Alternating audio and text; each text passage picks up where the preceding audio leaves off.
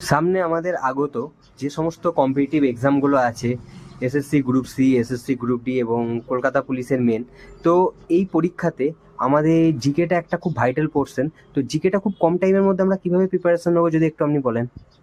আচ্ছা, জিকে কম টাইমের মধ্যে অ্যাকচুয়ালি প্রিপারেশন হয় না। প্রথমত হচ্ছে বিষয় এটা, জিকে যদি তোমাকে ঠিকভাবে জানতে হয় তাহলে জিকে কে ডেপথ অনুযায়ী তোমাকে পড়তে হবে।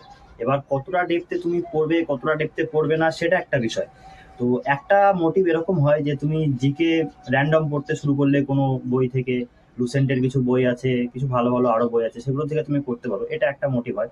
আর দ্বিতীয় হয় সেটা হচ্ছে টপিক ওয়াইজ পড়া। তবে আমি বেটার মনে করি টপিক ওয়াইজ পড়া। প্রত্যেকটা সাবজেক্টকে তোলো, সেই সাবজেক্টের যে যে টপিকগুলো তোমার প্রিভিয়াস ইয়ারে আসছে সেই সেই টপিকগুলো ডেপথে যাও। যেমন ধরো সাপোজ কোনো এক বছর পরীক্ষায় এসছে যে ফান্ডামেন্টাল লাইট থেকে কোনো দু একটা কোশ্চেন, তার মানে তোমাকে ওই ফান্ডামেন্টাল লাইটটাকে কভার করতে হবে। তারপর ধরো ডিপিএসপি থেকে এসছো, ডিপিএসপিটাকে তোমাকে কভার করতে হবে। এইভাবে তুমি এটাকে আস্তে আস্তে বাড়াতে থাকো।